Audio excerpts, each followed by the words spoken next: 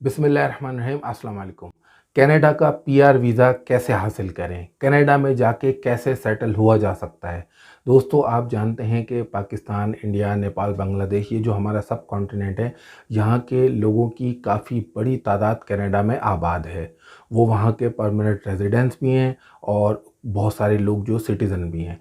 तो लोग किस तरह कनाडा जाते हैं और कनाडा जाके सेटल किस तरह होते हैं? पाथवे क्या हैं? बहुत सारे लोग कंफ्यूज हो जाते हैं बहुत सारी वीडियोस देख के और बहुत सारी इन्फॉर्मेशन देख के, और वो ये सोचते हैं कि अगर हमने कनाडा के लिए अप्लाई करना है तो हम शुरू कहाँ से करें। तो दोस्तों, आज की इस वीडियो में मैं आपको वो तमाम पाथवेज बताऊंगा, उनका एक ओवरव्यू दूंगा कि जिन पे अमल करके लोग कनाडा की इमिग्रेशन लेते हैं।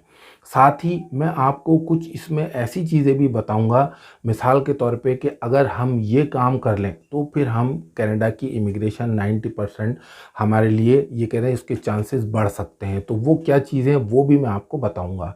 तो इस वीडियो से आपको ये हेल्प मिलेगी कि आप अपनी क्वालिफ़िकेशन, आपकी जो भी स्किल है, आपकी जो भी एजुकेशन है और आपके जो भी पर्सनल हालात हैं, उनको आप सामने रख के, और इस वीडियो में जो मैं इन्फॉर्मेशन शेयर कर रहा हूँ उसको सामने रख के, आप कम से कम ये तय कर सकेंगे कि मेरे लिए कौन सा प्रोग्राम मौजू है, किस प्रोग्राम में मुझे अप्लाई करना है, जिसके बाद आपका जहन क्लियर हो जाएगा और फिर आप आगे मूव कर सकेंगे। सबसे ज़्यादा जो लोग कनाडा जाते हैं जिस पाथवे के ज़रिए, और दुनिया भर में इमिग्रेशन का जो सबसे टॉप ऑफ द लिस्ट तरीका है वो है स्टूडेंट वीज़ा।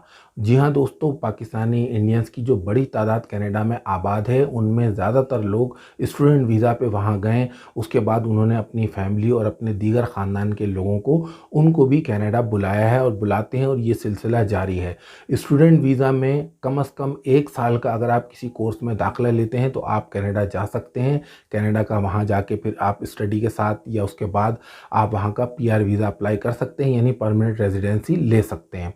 इसमें जो खर्चा आता है वो कम से कम, मैं ये कम या ज़्यादा हो सकता है, मैं आपको सिर्फ एक रफ़ आइडिया दे रहा हूँ, 15 से 20 हज़ार डॉलर तक इसमें अखराजात आते हैं। और कम से कम भी आपको 1 साल के किसी कोर्स में एडमिशन लेना होता है। तो ये तो हुआ पहला रास्ता। जो दूसरा सबसे फेमस रास्ता है कनाडा की इमिग्रेशन का, कनाडा के पीआर वीज़ा का, वो है कनाडा का फेडरल एक्सप्रेस एंट्री प्रोग्राम। जी हाँ दोस्तों, कनाडा का जो एक्सप्रेस एंट्री प्रोग्राम है, इसके ज़रिए भी हर साल दुनिया भर से बहुत बड़ी तादाद में लोग इमिग्रेशन लेते हैं। अब इसके लिए जो मोटी मोटी रिक्वायरमेंट है वो क्या है कि आपकी एजुकेशन कम से कम 12 साल हो, आपकी एज 36 साल से ज़्यादा ना हो, और आइल्स में आपका 7 बैंड या उससे ज़्यादा स्कोर होना चाहिए। ये इसकी बेसिक रिक्वायरमेंट है। इसके अलावा जो आपकी क्वालिफ़िकेशन या क्रेडेंशियल्स हैं, उनका आपने ईसीए यानी असेसमेंट कनाडा से कराया हो। जब ये चीज़ें आपने कराई भी होंगी तो आप अपनी एलिजिबिलिटी खुद एक्सप्रेस एंट्री का जो पोर्टल है वहाँ जाके चेक कर सकते हैं। अगर आपका एलिजिबिलिटी वहाँ बनती है तो फिर आप ऑनलाइन ही एक्सप्रेस एंट्री की प्रोफाइल बना सकते हैं। इसके अलावा जो लोग एक्सप्रेस एंट्री के लिए अप्लाई ना कर सकें, उनके लिए जो पाथवे है वो हैं कनाडा के सूबे, प्रोविंसेस, जिनके जो प्रोग्राम है इमिग्रेशन के वो कहलाते हैं प्रोविंशियल नॉमिनी प्रोग्राम्स। उनमें जो टॉप ऑफ द लिस्ट है वो है सस्कैचुअन का ऑक्यूपेशन इन डिमांड। इसके अलावा और दूसरे प्रोविंसेस भी हैं जिनके इमिग्रेशन प्रोग्राम काफ़ी अच्छे हैं, लेकिन जो सस्कैचुअन और क्यूबेक के ये 2 प्रोग्राम ऐसे हैं इमिग्रेशन के, जिनके लिए आपको अप्लाई करने के लिए जॉब ऑफ़र की ज़रूरत नहीं होती। अगर आपके पास कनाडा से जॉब ऑफ़र नहीं है लेकिन बाकी आप एलिजिबिलिटी पूरी करते हैं, तो आप क्यूबेक का प्रोविंशियल नॉमिनी प्रोग्राम या फिर आप सस्कैचुअन का प्रोविंशियल नॉमिनी प्रोग्राम बिना जॉब ऑफ़र के अपनी जो बेसिक आपकी इमिग्रेशन की क्वालिफ़िकेशन है उसके साथ अप्लाई कर सकते हैं। बाकी जो कनाडा के प्रोविंसेस हैं, उनके जो प्रोविंशियल नॉमिनी प्रोग्राम हैं, उनमें ज़्यादातर जो मेन रिक्वायरमेंट है वो रिक्वायरमेंट होती है कि कनाडा से आपके पास जॉब ऑफ़र हो, और फिर आप बाकी जो रिक्वायरमेंट है उनकी लैंग्वेज में, कहीं उन्होंने 5 बैंड मांगे हैं, कहीं 4 मांगे हैं। जैसे प्रिंस एडवर्ड आइलैंड का जो प्रोग्राम है उसमें आपकी जो मिनिमम आइल्स आपको चाहिए वो 4 बैंड चाहिए। इसके अलावा जो दीगर प्रोग्राम हैं उनमें भी कम से कम भी अगर रिक्वायरमेंट मैं आपको बताऊं तो वो यही है कि 12 साल की एजुकेशन आपकी हो, आपने अपने क्रेडेंशियल का ईसीए कराया हुआ हो, असेसमेंट कराया हुआ हो, और आपके आइल्स में जो बैंड मैंने बताया मिनिमम 4 ये होना लाजमी है। तब आप इजीली उनकी वेबसाइट पे जाएँ, वेबसाइट पे जाने के बाद आपको ये तमाम इन्फॉर्मेशन मिलेंगी, उसमें आपको जो मेन नज़र आएगी वो आएगी जॉब ऑफ़र की। तो अगर आप कनाडा से जॉब ऑफ़र ले लेते हैं तो फिर आप उन प्रोग्राम्स के लिए अप्लाई कर सकते हैं। तीसरा जो पाथवे है वो कनाडा के वर्क परमिट का पाथवे है। बहुत सारे लोग हैं वो वर्क परमिट पे भी कनाडा जाते हैं। उसकी मुख्तलिफ़ सूरतें हो सकती हैं। उनमें टॉप ऑफ़ द लिस्ट जो हैं वो लोग हैं जिनके लोग या रिश्तेदार पहले से कनाडा में मौजूद हैं। वो इनको स्पॉन्सर करते हैं। तो जो मेन एप्लीकेंट होता है पीआर का या पीआर होल्डर का, उसकी जो फैमिली के मेंबर हैं, ज़्यादातर वो लोग ओपन वर्क परमिट पे कनाडा जाते हैं। उनको ओपन वर्क परमिट मिलता है। सिर्फ वही लोग ओपन वर्क परमिट के लिए एलिजिबल होते हैं, या इसके अलावा कुछ दूसरी कैटेगरीज़ हैं। आम लोग जो कनाडा से बाहर हैं, चाहे आप दुबई में, Saudi Arab, Oman, Qatar, Bahrain, India, Pakistan, Bangladesh, in country से आप directly open work permit apply नहीं कर सकते जब तक कि आप उसकी रिक्वायरमेंट जो मैंने आपको बताई कि आपका कोई मेन एप्लीकेंट या तो पीआर का वो एप्लीकेंट हो या वो पीआर होल्डर हो कनाडा का। तो सिर्फ उसी सूरत में आप work permit, open work permit apply कर सकते हैं और ओपन वर्क परमिट के लिए जॉब ऑफ़र की ज़रूरत नहीं होती। अब जो आम टेम्परेरी फॉरेन वर्क परमिट है उस पे भी लोग कनाडा जाते हैं। गो के उनकी तादाद इतनी ज़्यादा नहीं है, लेकिन लोग जाते हैं। इसमें जो मेन चीज़ आपको चाहिए होती है, ज़ाहिर है कि कैनेडियन जो एम्प्लॉयर है उससे आपको एक जॉब ऑफ़र चाहिए होती है, जो आप वक्त के साथ साथ, क्योंकि कंपटीशन बढ़ता गया है, हालात चेंज हुए हैं, तो जिसके इम्कानात कम होते हैं, लेकिन बहरहाल जो कोशिश करते हैं उन लोगों को कैनेडियन एम्प्लॉयर मिलता भी है और वो वर्क परमिट पे कनाडा जाते भी हैं। इसका तरीका क्या है कि अगर आपको कोई ऐसा एम्प्लॉयर मिल जाता है जो आपको स्पॉन्सर करता है, यानी जॉब ऑफ़र आपको देता है और कनाडा से एलएमआईए देता है। एलएमआईए एक इजाज़तनामा होता है जो कैनेडियन एम्प्लॉयर को अपनी हुकूमत से लेना होता है अगर वो किसी दूसरे मुल्क से किसी वर्कर को हायर कर रहा है किसी काम के लिए। तो वो इजाज़तनामा असल में वर्कर के लिए नहीं बल्कि जो एम्प्लॉयर है उसके लिए ज़रूरी होता है। ये चीज़ सिर्फ क्रॉस चेक करने के लिए जो एम्प्लॉय है, जो वर्कर है, जो अप्लाई करने वाला है, उसको भी वो कॉपी लेना ज़रूरी है, क्योंकि जब वो अप्लाई करेगा वर्क वीज़ा के लिए, कनाडा के वर्क वीज़ा के लिए, तो इमिग्रेशन उससे कहेगा कि क्या आपके एम्प्लॉयर ने एलएमआईए लिया है। तो वो पेपर जो एलएमआईए उसने लिया होता है वो आपको दिखाना लाजमी होगा। ये जब आप सबमिट करेंगे अपने डॉक्यूमेंट्स, उनमें आपको वो पेपर सबमिट करना होता है। तो जॉब ऑफ़र और एलएमआईए। अब बहुत सारे लोग ये कहेंगे कि क्या, कुछ लोग तो आपने देखा होगा ना जो बिल्कुल ही जिन्होंने ट्राई नहीं किया या जिनको एजेंट्स वगैरह ने ठग लिया या उनको नहीं पता कि अप्लाई कैसे करना है, तो वो कहेंगे नहीं नहीं जी मिलता ही नहीं है, ये तो होता ही नहीं है। तो ऐसी बात नहीं है। अगर है तो उसी के लिए इमिग्रेशन ने एक सिस्टम बनाया ना, वर्क वीज़ा। अगर नहीं होता तो वर्क वीज़ा ही ख़त्म कर देता कनाडा। तो ऐसी बात नहीं है, लोग हैं। अब इनमें दो कैटेगरीज है। एक तो वो लोग हैं जो सिर्फ जिनका मकसद ये है या वो ये समझते हैं कि अगर हम दुबई या सऊदी अरब में कहीं किसी कंपनी में काम करते हैं तो हमें वर्क परमिट कनाडा का मिल जाए तो हम वहाँ चले जाएं और हमारी फैमिली भी साथ हमारे वहाँ पे हमें ज्वाइन कर ले। तो एक तो ये लोग हैं। दूसरे वो लोग हैं जिनका, चाहे वो एक्सप्रेस एंट्री के कैंडिडेट हों या किसी प्रोविंशियल नॉमिनी प्रोग्राम के कैंडिडेट हों, उनका सीआरएस स्कोर नहीं पूरा हो पा रहा होता है और उनके पॉइंट्स नहीं बन पा रहे होते हैं। तो उनको ये तलाश होती है कि अगर उनको जॉब ऑफ़र मिल जाए, तो फिर जब जॉब ऑफ़र मिलती है, आप पीआर के एप्लीकेंट हैं, तो आपके जो पॉइंट्स हैं उनमें 300 से 600 पॉइंट्स का इजाफा हो जाता है, जिसके बाद आपकी पीआर की सक्सेस जो है वो यकीनी हो जाती है। तो दूसरी कैटेगरी के लोग वो हैं। अब इनमें जो बेसिक चीज़ है वो वही है कि जॉब ऑफ़र ली कैसे जाए।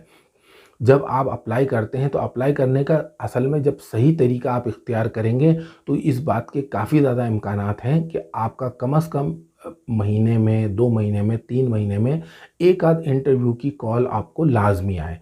अब वो कैसे आएगी?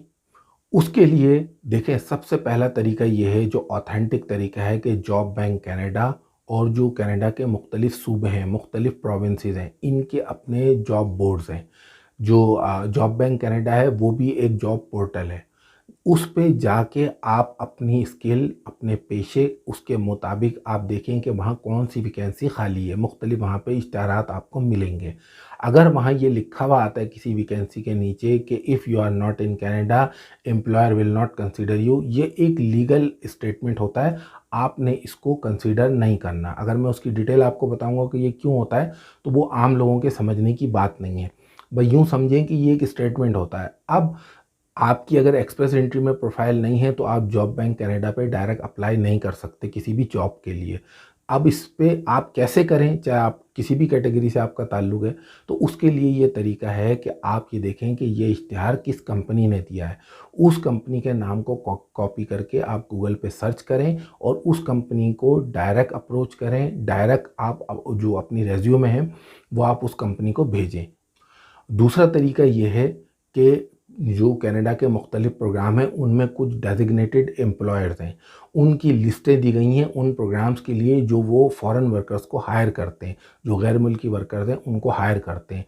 उन एम्प्लॉयर्स की लिस्ट में से भी देख के आप ये सर्च करें कि ये एम्प्लॉयर क्या है, इसकी कंपनी क्या है। अगर आपका जो पेशा है वो उसमें आता है, मिसाल के तौर पे अगर किसी की इंजीनियरिंग कंपनी है, किसी की रेफ्रिजरेशन की कंपनी है या कोई फार्म, किसी के फार्म है, तो आप अगर फार्म वर्कर के लिए अप्लाई करना चाहते हैं तो आप ये तो नहीं हो सकता ना कि आप किसी इंजीनियरिंग कंपनी में अप्लाई करेंगे। तो यही वजह है कि लोग सिर्फ़ और सिर्फ ईमेल एड्रेस देख के जब आप सिर्फ सीवी भेजते जाएंगे तो उसका रिज़ल्ट नहीं आएगा। आपने ये देखना है कि आपका जो काम है, जो आपकी स्किल है, जो आपका वर्क एक्सपीरियंस है, क्या उसके मुताबिक वो कंपनी है या नहीं है। अगर आप कोई एग्रीकल्चर का काम करते हैं तो आपको फिर एग्रीकल्चर की कंपनी देखना होगी। तो आप उनकी वेबसाइट्स पे या एम्प्लॉयर से डायरेक्ट रब्ता करके भी अपनी रेज्यूमे उनको भेज सकते हैं। यहाँ ये याद रखिए कि जब आप अप्लाई करेंगे उसके लिए जो दूसरा तरीका है वो है इनके अपने जॉब बोर्ड्स। वहाँ पे भी इसी तरह आपको वैकेंसीज़ मिलेंगी, वहाँ पे भी आपने यही करना है कि वहाँ अगर ईमेल एड्रेस दिया हुआ है आप उस पे अपनी रेज्यूमे भेजें, अगर आपकी जो प्रोफाइल है वो मैच करती है उससे। होता क्या है कि बहुत सारे लोग उनकी प्रोफाइल मैच करती हो ना करती हो, वो खूब जो है ना उनकी प्रैक्टिस है, बस उन्होंने ईमेल देखा और वो भेजते हैं। इसकी वजह से जो जेन्युइन लोग हैं उनका उस रश में उनका केस भी दब जाता है। यही वजह है कि फिर इसमें आपको इंटरव्यू की कॉल आने में टाइम लग सकता है। हो सकता है आपने जो ईमेल उनको की है, अपनी रेज्यूमे भेजी है, वो उनको डिलीवर ही ना हो इस रश की वजह से। अब इसमें जो तरीका है सक्सेस का वो क्या है कि आपने लगातार कोशिश करते रहनी है। ये दिनों या हफ्तों का काम नहीं है, बल्कि इसमें आपको महीनों लगेंगे। जब आप महीनों तक जो वैकेंसी आई है आप उसको एनालाइज़ करें, देखें इसमें क्या रिक्वायरमेंट है, इन्होंने क्या मांगा है, ये कंपनी क्या करती है, उसी के मुताबिक हर बार आप अपनी जो रेज्यूमे है उसको अपडेट करें, अपनी रेज्यूमे को उस कंपनी के मुताबिक। ये नहीं है कि एक रेज्यूमे आपने बनाई है और आप उसको सीवी बनाइए और आप उसको हर जगह वही भेजे जा रहे हैं, ऐसा बिल्कुल ना करें। जो कंपनी ने वहाँ कीवर्ड लिखा है, कंपनी ने वहाँ पे एक जॉब कोड दिया होगा, रेफरेंस नंबर होगा, वो तमाम चीज़ें आप अपनी रेज्यूमे में मेंशन करें कि इस जॉब, इस वैकेंसी के लिए ये यहाँ इस तारीख को मैंने वैकेंसी देखी थी और उसके लिए मैं ये अपनी रेज्यूमे भेज रहा हूँ। जो आपकी रेज्यूमे है, सीवी है, उसमें अपनी पिक्चर्स वगैरह ना लगाएं, उसको बिल्कुल सिंपल रखें और उसमें जो कनाडा के पेशों के लिए क्लासिफिकेशन उन्होंने की है, जिसको नॉक कोड या एनओसी कोड कहते हैं, अपना एनओसी कोड और स्किल लेवल होता है 0 A B C D, वो लाजमी लिखें और 4 डिजिट का आपका नॉक कोड होता है, वो अपनी सीवी में लाजमी मेंशन करें। मज़ीद इसमें आप ये कर सकते हैं कि कनाडा का अगर वर्चुअल नंबर, फ़ोन नंबर होता है, जैसे आप अपनी रेज्यूमे में, सीवी में अपना फ़ोन नंबर लिखते हैं, तो अगर आप एक ऑनलाइन नंबर हासिल कर लें जिसको कहा जाता है वर्चुअल फ़ोन नंबर, उसके लिए आप गूगल के प्ले स्टोर में जब आप एप्लीकेशन सर्च करेंगे, गो के वो पेड एप्लीकेशन होती हैं, तो वहाँ से आप एक नंबर कनाडा का जनरेट कर सकते हैं जो बिल्कुल एक फ़ोन नंबर की तरह काम करता है। तो अगर आप वो फ़ोन नंबर, कनाडा का फ़ोन नंबर अपनी रेज्यूमे में देंगे तो उसमें हो सकता है कि वहाँ वो बहुत सारे ऐसी रिक्रूटमेंट एजेंसीज़ हैं जो एम्प्लॉयर्स उनको वैकेंसी दे देते हैं और फिर वो इश्तिहार देते हैं। तो हो सकता है वो रिक्रूटमेंट एजेंसी उसको लगे कि आपकी प्रोफाइल सूटेबल है, तो वो आपको ईज़िली वो कॉल कर सकते हैं। ये एक सक्सेस का ये भी एक तरीका है। तो ये तमाम आप काम करें, उस सूरत में आपको ये चांसेस हैं कि आपको इंटरव्यू की कॉल आए। इसके लिए महीनों तक आपको लगातार कोशिश करना पड़ेगी, ये नामुमकिन नहीं है, थोड़ा मुश्किल ज़रूर है। जॉब ऑफ़र मिलने के बाद ये याद रखिए कि किसी को भी उसकी होम कंट्री में कनाडा का वर्क परमिट नहीं मिलता है। कनाडा का वर्क परमिट कभी भी आपके घर में, चाहे आप पाकिस्तान, इंडिया, बांग्लादेश, नेपाल कहीं भी रहते हो, दुबई में, वो वहाँ आपके घर पे नहीं आएगा। बल्कि ये अप्रूवल जॉब ऑफ़र मिलने के बाद आपने आईआरसीसी की वेबसाइट पे टेम्परेरी फॉरेन वर्क परमिट की कैटेगरी में अप्लाई करना होता है। जो आपके डॉक्यूमेंट्स हैं वो सबमिट करने होते हैं। वहाँ से अप्रूवल के बाद आप अपने बायोमेट्रिक वगैरह देते हैं। तमाम हिदायत आपको कनाडा की इमिग्रेशन की तरफ से मिलती हैं। तब फिर आपको एक एंट्री वीज़ा या वर्क वीज़ा मिलता है। उस वर्क वीज़ा पे आप कनाडा जाते हैं। फिर जब वो इमिग्रेशन आप क्लियर करते हैं, वहाँ आपको आपका जो वर्क परमिट लेटर है वो वहाँ जाने के बाद मिलता है। तो दोस्तों, वो लोग जो ये पूछते हैं कि हम कनाडा की इमिग्रेशन कैसे लें, कहाँ से शुरू करें, किस प्रोग्राम के लिए अप्लाई करें, तो जो भी पॉसिबल वेज़ हैं वो मैंने आपको बता दिए। अब आप इसमें मज़ीद अगर कोई इन्फॉर्मेशन चाहते हैं, आप मुझसे कमेंट करके, या हर वीडियो के डिस्क्रिप्शन में मैंने अपने कॉन्टैक्ट की डिटेल दी हुई होती हैं, आप मुझसे पूछ सकते हैं। आपको अगर अपनी रेज़्यूमे आपने बनानी खुद होगी या आप किसी से बनवा लें।